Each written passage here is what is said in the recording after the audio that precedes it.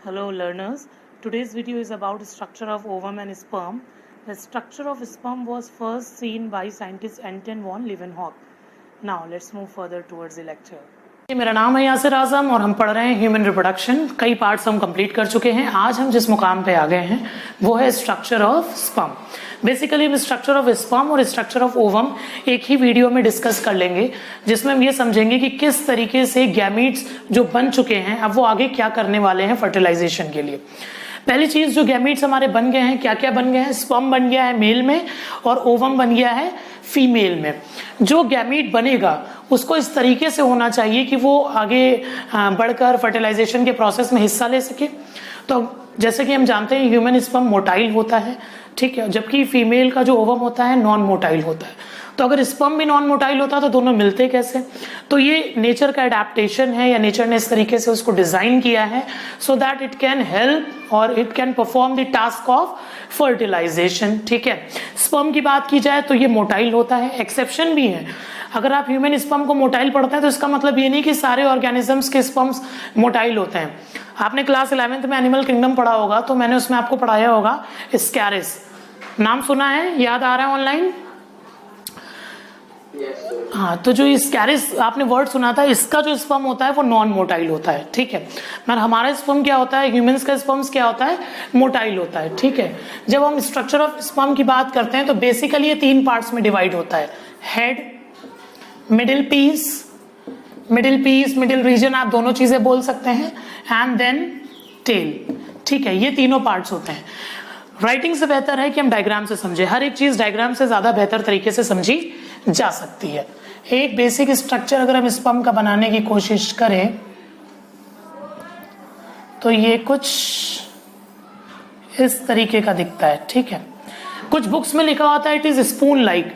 कैसे उनको spoon like लगता है मुझे तो नहीं पता, लेकिन हाँ, अगर इसको हम स्ट्रेट कर दें तो एक चम्मच भी ऐसा ही होता है ना।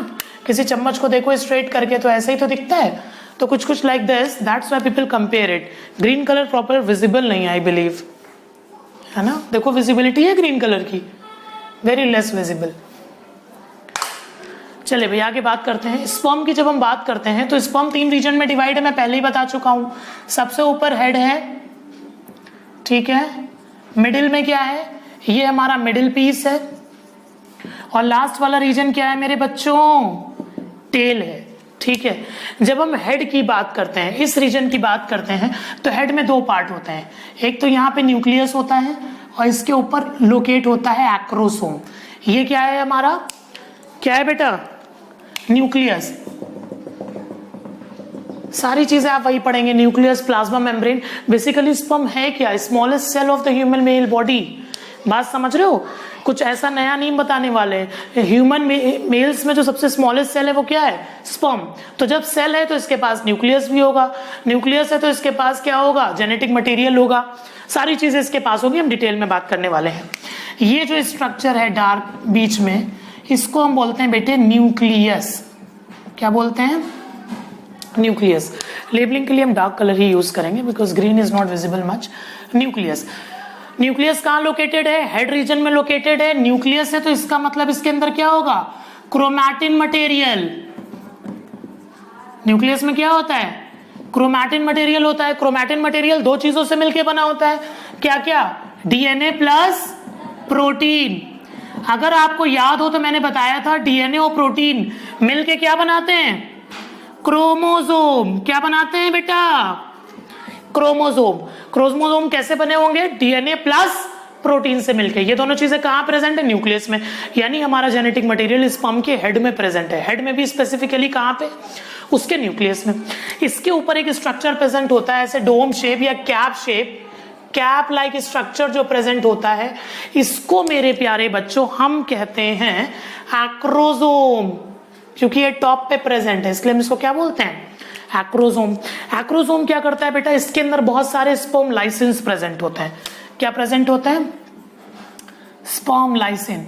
वो जब मैं आपको फर्टिलाइजेशन पढ़ाऊंगा तो मैं सारी चीजें बताऊंगा, ठीक है, कोरोना पेनिट्रेटिंग एंजाइम, ठीक है, हाइलुनिडेज एंजाइम, ठीक है, ये सारी चीजें मैं इसमें बताऊंगा जो प्रेजेंट है किसमें, एक्रोसोम में।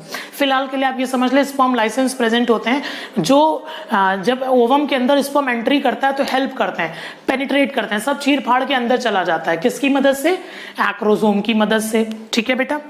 अब इस एक्रोसोम के अलावा नीचे न्यूक्लियस है, इसके नीचे जो रीजन आता है इसको हम बोलते हैं middle piece. But middle piece और हेड के बीच में एक और रीजन प्रेजेंट होता है, ये जो नैरो डिप्रेशन है, इस डिप्रेशन वाले स्ट्रक्चर को मेरे बच्चों हम बोलते हैं नेक। क्या बोलते हैं, neck. Basically when we read standard books we find it is divided into head, middle piece and tail. मगर हेड और मिडिल पीस के बीच में एक और चीज प्रेजेंट होती है जिसको हम क्या बोलते हैं मेरे बच्चों, नेक, ठीक है। ये नेक के पास 2 सेंट्रियोल प्रेजेंट होता है। कितने सेंट्रियोल प्रेजेंट होते हैं, 2। जो न्यूक्लियस के पास है इस वाले सेंट्रियोल को बोलते हैं प्रॉक्सिमल। क्या बोलेंगे, बोलते रहो, प्रॉक्सिमल। नीचे वाले को क्या बोलेंगे बेटा, डिस्टल। तुम्हें याद हो तो मैंने फिलामेंट में पढ़ाया था, फिलामेंट में 2 स्ट्रक्चर थे, याद आ रहा है, फ्लावरिंग स्ट्रक्चर में एक प्रॉक्सिमल एंड था और एक डिस्टल एंड था। तो बस पास वाले को हम बोलते हैं प्रॉक्सिमल और दूर वाले को क्या बोलेंगे बेटा, डिस्टल सेंट्रियोल। ये जो प्रॉक्सिमल सेंट्रियोल है इसका फंक्शन भी समझ लो। जब फर्टिलाइजेशन होगा ओवम से जाके ये स्पर्म चिपकेगा, ठीक है, तो क्या करेगा, अपना हेड उसको दे देगा, यानी ये न्यूक्लियस उसकी बॉडी में चला जाएगा, ओवम की बॉडी में, ओवम के अंदर चला जाएगा। उसके साथ साथ प्रॉक्सिमल सेंट्रियोल भी चला जाएगा और फिर ये हेल्प करेगा डिवीजन में, ठीक है। अंदर जाके डिवीजन होगा, न्यूक्लियर डिवीजन खटाखट, उसमें हेल्प कौन करेगा, प्रॉक्सिमल सेंट्रियोल, ठीक है। देवांश समझ में आ रहा है। जो इसका ये वाला नीचे वाला है डिस्टल, ये नीचे से ऐसे जुड़ता चला जाएगा टेल के एंड तक, इसको बोलते हैं एक्सियल फिलामेंट। क्या बोलेंगे मेरे बच्चे, इस वाले को बोलते हैं एक्सियल फिलामेंट। तो अगर क्वेश्चन आता है which of the centriole of the sperm help in division of the cell, you will write which one, proximal. Which of the centriole help in the formation of this particular axial filament, what you will be answering, it will be, yes, it will be this one, distal, ठीक है। चलो sperm का basic समझ में आया। अब इसके अलावा पूरे स्पर्म पे जो एक आउटर मोस्ट कवरिंग है, ये है क्या भला, ये है इसकी प्लाज्मा मेम्ब्रेन। ये स्पर्म की क्या है मेरे बच्चों, प्लाज्मा मेम्ब्रेन, ठीक है। स्पर्म प्लाज्मा मेम्ब्रेन से सराउंडेड है। हमने ये तो समझ लिया कि भाई इसके पास न्यूक्लियस है, एक्रोसोम है, ये 2 हमारे पास जो हैं क्या बोलते हैं सेंट्रियोल्स हैं, एक फिलामेंट बन गया, टेल बन गई। टेल का फंक्शन अभी बात पढ़ेंगे हम। बीच में इसके बहुत इंपॉर्टेंट मटेरियल प्रेजेंट है स्पाइरल शेप में, जिसको हम बोलते हैं माइटोकॉन्ड्रिया। आप देखेंगे बुक्स में इस तरीके से बना हुआ, ऐसे यूं कनेक्ट करता हुआ, एनसीईआरटी में भी देख पाएंगे। तो ये बेसिकली क्या है, इमेजिन करिए ऐसे इस तरीके से स्पाइरल माइटोकॉन्ड्रिया है। ये माइटोकॉन्ड्रिया किस काम आएगा, माइटोकॉन्ड्रिया का काम क्या होता है, एनर्जी देना। तो ये माइटोकॉन्ड्रिया एनर्जी देंगे ताकि स्पर्म मूव कर सके। अगर एनर्जी नहीं होगी तो स्पर्म मूव कैसे करेगा, नहीं कर पाएगा, ठीक है। तो basically mitochondria is a source for swimming, it is a source for swimming, ठीक है। ये माइटोकॉन्ड्रिया का काम है जो स्पाइरल इन शेप प्रेजेंट है कहाँ, मिडिल पीस में। देखो मेरे बच्चों, लोकेशन तुम्हें याद रखनी है, कंपटीशन पॉइंट ऑफ व्यू से आपको हर चीज की लोकेशन पता होनी चाहिए। Acrosome tip of the sperm, nucleus below the acrosome and in the head region. Middle piece में आपको क्या क्या पाया जाएगा, आपका डीएनए पाया जाएगा, एक्सियल फिलामेंट का पार्ट पाया जाएगा, ठीक है। डीएनए का काम क्या करेगा, सोर्स ऑफ स्विमिंग, क्यों, क्योंकि वो एनर्जी देगा, तभी तो वो बढ़िया से मूव कर पाएगा। बात समझ आ रही है, ओके, कुछ छूट तो नहीं रहा है, I think everything is okay. और जो इसका न्यूक्लियस है बेटा, ये एन होगा, प्लॉइडी मेंटेन करनी ना, हर गैमीट की प्लॉइडी क्या होती है, एन हैप्लॉइड होता है, तभी तो दूसरी ओवम से मिलके या ओवम से फर्टिलाइज करके एन प्लस एन बनाएगा 2n। Getting my words. अब बेटा हम टेल की बात करते हैं। टेल देखो मैंने बताया था जब आप मेल रिप्रोडक्टिव सिस्टम पढ़ रहे थे कि एपिडिडाइमिस में मैच्योरेशन आएगा, टेल में मूवमेंट आएगा, लेकिन अभी भी इतना झमक के मूवमेंट नहीं आया जितना आना चाहिए। ये टेल का जो प्रॉपर मूवमेंट शुरू होगा बहुत अच्छा वाला, ये शुरू होता है सर्विक्स रीजन में जाने के बाद, फीमेल के जेनाइटल ट्रैक्ट में जाने के बाद। कहाँ जाने के बाद? Female genital tract. Genital tract बोले तो सर्विक्स और यूट्रस। फीमेल जेनाइटल ट्रैक्ट में जाने के बाद स्पर्म के अंदर क्या आएगी? मोटिलिटी, अच्छी वाली मोटिलिटी आएगी, ठीक है। और ये प्लाज्मा मेम्ब्रेन भी वहां पे थोड़ी सी कमजोर कर दी जाएगी ताकि आराम से ओवम से जाके मिल जाए, टूट के मिल जाए। कमजोर कैसे की जाएगी? वो कुछ वेजाइनल सिक्रीशंस होंगे जो ऐसा करेंगे, ठीक है। सब कुछ फर्टिलाइजेशन में आप पढ़ेंगे, ठीक है। कैपेसिटेशन बेसिकली स्पर्म को मिलता है फीमेल जेनाइटल ट्रैक्ट में। ये जो स्पर्म की मोटिलिटी बढ़ रही है, ये बढ़ रही है, इस टर्म का नाम होता है कैपेसिटेशन। क्या वर्ड होता है बेटा? कैपेसिटेशन, यानी कैपेसिटी डेवलप कर लेना, इस लायक बन जाना कि फीमेल जेनिटल ट्रैक्ट में ट्रैवल करते करते फैलोपियन ट्यूब तक पहुंच जाए। समझ आ रही है मेरी बात? इतना क्लियर है मेरे बच्चों को? और बेटा एक चीज और इसके बारे में सुन लो, जो ये माइटोकॉन्ड्रिया है ना, स्पाइरल शेप, आवाज आ रही है मेरी?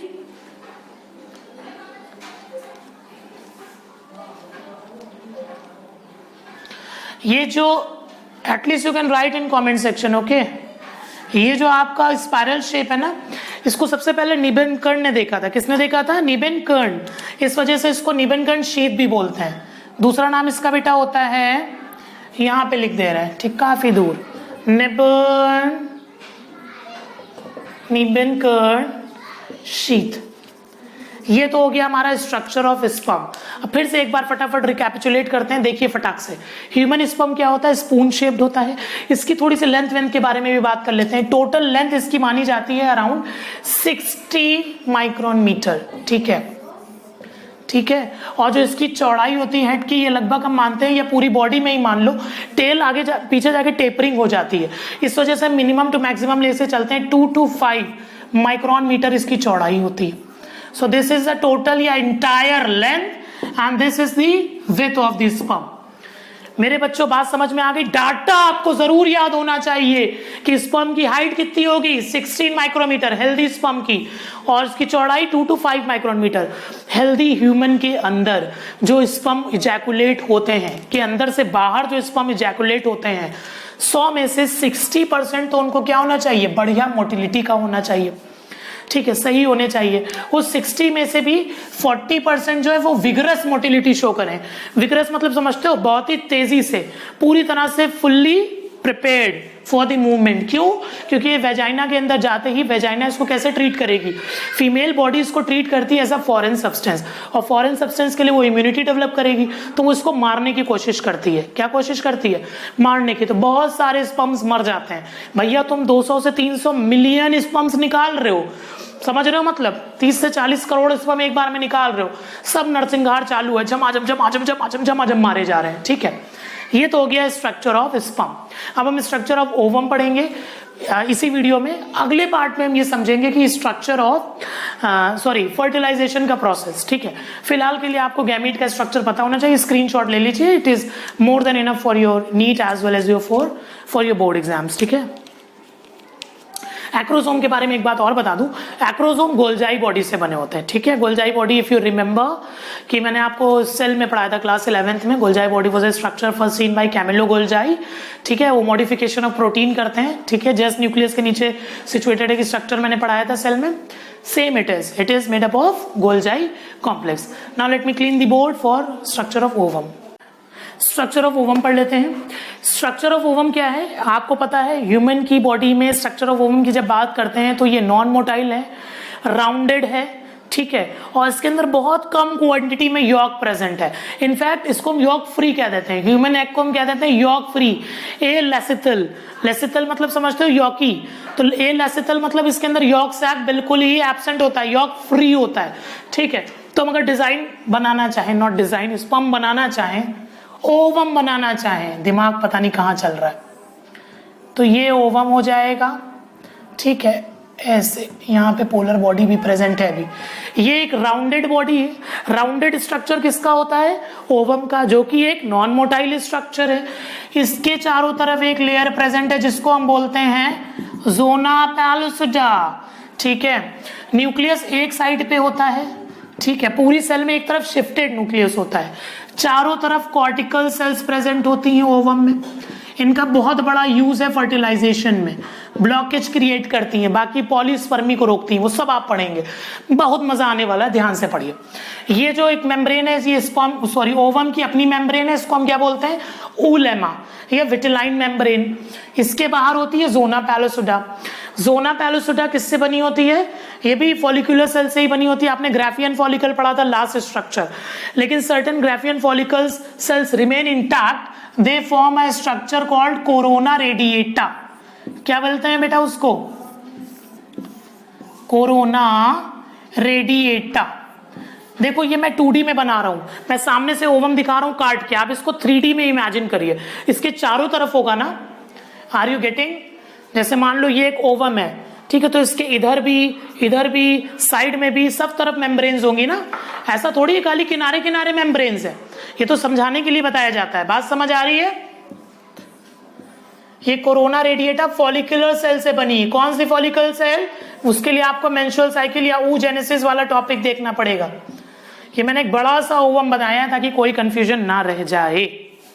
अब मेरे प्यारे बच्चों, हम शुरू करते हैं इसके स्ट्रक्चर को डाइसेक्ट करना, पढ़ना शुरू करते हैं। देखो ओवम का स्ट्रक्चर है, जो न्यूक्लियस के साइड पे इसका प्लाज्मा इसमें प्रेजेंट है, साइटोप्लाज्म प्रेजेंट है। ठीक है भाई, दो है, एक तो पूरे में ही साइटोप्लाज्म प्रेजेंट है, हम जनरली कह देते हैं ऊप्लाज्म। क्या बोल देते हैं? ऊप्लाज्म। ऊप्लाज्म बेसिकली इसका वो रीजन कहलाता है जिसके न्यूक्लियस करीब होता है। ठीक है, ऊप्लाज्म क्या है? जिसके न्यूक्लियस करीब होता है, ये वाला रीजन। यहाँ पे न्यूक्लियस है, सेल ऑर्गेनेल्स है, इस वाले रीजन को हम ऊप्लाज्म कह देते हैं।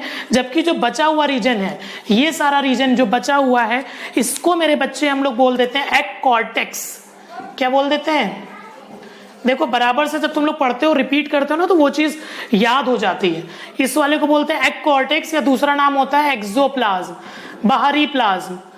ऐसा नहीं है कि ये ओवम के बाहर का प्लाज्म है, ओवम के अंदर ही दो पोल है। एक पोल है जिस तरफ न्यूक्लियस प्रेजेंट है, उस वाली तरफ का हम प्लाज्म, जो साइटोप्लाज्म, उसे ऊप्लाज्म कह रहे हैं।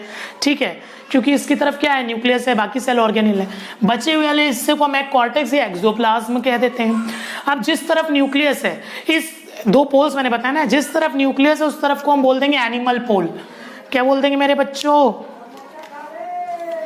एनिमल पोल। जिस तरफ क्या है? न्यूक्लियस है, और जिसका अपोजिट है ये वाला रीजन, इसको हम वेजिटल पोल बोल देंगे। क्या बोल देंगे? Vegetal pole. अब अगर आपसे पूछा जाता है एक्ट कॉर्टेक्स इज सिचुएटेड या found in which pole, which side of the ovum, you will write vegetal pole. And ooplasm is found at which side of the pole? It is called animal pole. इतनी बात समझ में आ रही है? ये जो जोना पैलुसिडा की जो हम बात करते हैं, ये भी फॉलिकुलर सेल्स हैं। ये बेसिकली बनी होती हैं ग्लाइकोप्रोटीन की। ये समझ रहे हो? ये जोना पैलुसिडा है। क्या है बेटा? ये जोना पैलुसिडा। ठीक है, बहुत झमक के इनका काम होता है फर्टिलाइजेशन में। सब आपको पढ़ने को मिलेगा अगर आप सीक्वेंशियली मेरी वीडियोस देख रहे हैं। ठीक है, तो आपको समझ में आ जाएगा कि एक एक चीज कितनी क्लियर और कितनी इजी है। ये जोना पैलुसिडा, ये बेटा ग्लाइकोप्रोटीन्स की बनी हुई है। किसकी बनी है? ग्लाइकोप्रोटीन्स की बनी हुई लेयर है। अब इस जोना पैलुसिडा में, और जो ये ओवम की लेयर है, ये जो ओवम की लेयर होती है इसे ऊलेमा कहते हैं। क्या कहते हैं मेरे बच्चों? ऊलेमा। ये ऊलेमा, या इसका एक और नाम होता है विटिलाइन मेम्ब्रेन। ठीक है, ऊलेमा और विटिलाइन मेम्ब्रेन। जब ऊलेमा और विटिलाइन मेम्ब्रेन और जोना पैलुसिडा के बीच का जो एरिया है, ये वाला स्ट्रक्चर जो जोना पैलुसिडा और विटिलाइन मेम्ब्रेन के बीच का, इसको बोलते हैं पेरीविटिलाइन स्पेस। यहीं पे आ जाती हैं कॉर्टिकल सेल फर्टिलाइजेशन के टाइम। Perivitelline membrane space.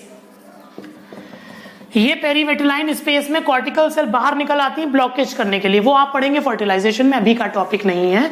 अभी के लिए आप जितना पढ़ रहे हैं इतना सफिशिएंट है, ठीक है।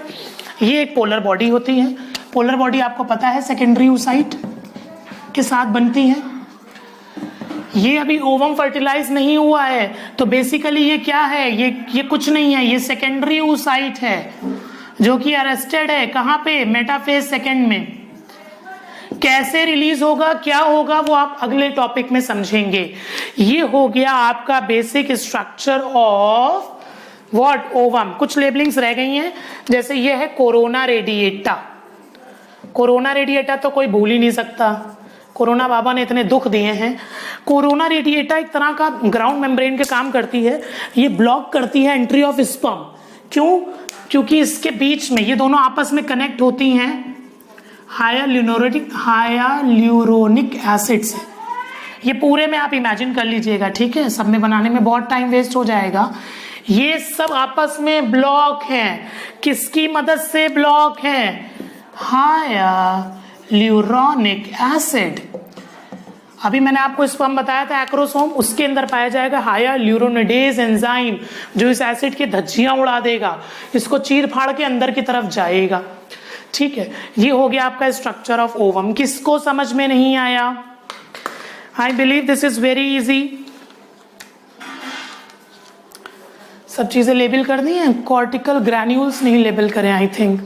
हाँ, ये जो अंदर ये ग्रैन्यूल लाइक स्ट्रक्चर है, इनको बोलते हैं कॉर्टिकल ग्रैन्यूल, कॉर्टिकल ग्रैन्यूल्स, ठीक है। पेरीविटिलाइन स्पेस हो गया, plasma membrane, vegetal pole, ooplasm. I think we have done this much. Okay, चलो एक जल्दी से रिकैप कर लेते हैं बेटा। देखो, ये है पूरी तरीके से मैच्योर सेकेंडरी oocyte। अभी हम ओवम नहीं बोलेंगे, बिना फर्टिलाइजेशन के ओवम नहीं बनता। हम बोलने की भाषा में बोल देते हैं release of ovum from the ovary is called ovulation. Ovulation is basically release of secondary oocyte, क्योंकि ये सेकेंडरी oocyte आप पढ़ पा रहे होंगे, बोर्ड पे मैंने लिखा है सेकेंडरी oocyte, ये अरेस्टेड है कहाँ पे, मेटाफेज सेकेंड में। इसकी जो मेम्ब्रेन है, इस मेम्ब्रेन को मेरे बच्चों हम क्या बोलते हैं, ऊलेमा या वेजिलाइन मेम्ब्रेन। इसके बाहर जोना पैलिसोडा बनी होती है, ग्रैन्यूल से, सॉरी फॉलिकल से बनी हुई लेयर है। देखो दो चीजें हैं, एक तो खुद फॉलिकल है वो है कोरोना रेडिएटा, और एक फॉलिकल से बनने वाली लेयर है वो है जोना पैलिसोडा। जोना पैलिसोडा क्या है, ग्लाइकोप्रोटीन की लेयर्स है, चारों तरफ से सराउंड करती है किसको, हमारी ऊलेमा को। अब इन दोनों के बीच में थोड़ा सा स्पेस हो जाता है, उस स्पेस को बोलते हैं पेरीविटिलाइन स्पेस। क्या बोलते हैं, पेरीविटिलाइन स्पेस। उसी स्पेस में पोलर बॉडी भी प्रेजेंट है, जो कि फर्टिलाइजेशन के बाद डिजेनरेट हो जाएगी, आप पढ़ेंगे आगे। इसके चारों तरफ प्रेजेंट होती है कोरोना रेडिएटा, जो ब्लॉकेज का काम करती है। ये भाई एक 3D में इमेजिन करिएगा, ये कोरोना रेडिएटा ब्लॉकेज का काम करती हैं। क्यों? क्योंकि ये आपस में जुड़ी होती हैं हायालुरोनिक एसिड से, जो उसको प्रोटेक्ट करते हैं ताकि सारे स्पर्म आके फर्टिलाइज ना करें। टाइम लगेगा ना स्पर्म को अंदर जाने में, कोई एक स्पर्म फर्टिलाइज करेगा तो बेचारे मेहनत बहुत से करते हैं, सब आके चिपक जाएंगे। आप एनसीईआरटी में देखेंगे 4 स्पर्म्स 4 जगह से चिपके हैं फर्टिलाइजेशन में, लेकिन कोई एक ही करेगा। वो क्यों करता है? क्योंकि इसमें 2 ब्लॉकेज आते हैं, स्लो और फास्ट, सब देखेंगे आगे चल के, ठीक है। ऊप्लाज्म क्या होता है, जो न्यूक्लियस के पास का साइटोप्लाज्म है। बचे हुए साइटोप्लाज्म को बेटा हम लोग क्या कह देते हैं, एक्ट कॉर्टेज या एक्सोप्लाज्म। कंफ्यूज मत होना, ये नीट के लिए इंपॉर्टेंट है, लेकिन बोर्ड के लिए आप ऊप्लाज्म भी बोल सकते हैं, चलता है, ठीक है। बोर्ड में ooplasm is also sufficient, but for your NEET exams you will write, for NEET exam you will write cytoplasm has 2 parts, ooplasm and egg cortex or exoplasm, ठीक है। I think we are done with this particular topic. Thanks for watching the video. Keep liking and subscribing and sharing my video so that I can get much like, much views. Everybody wants that. Stay happy, stay safe, stay at your home. Keep loving, respecting your parents. Take care everyone.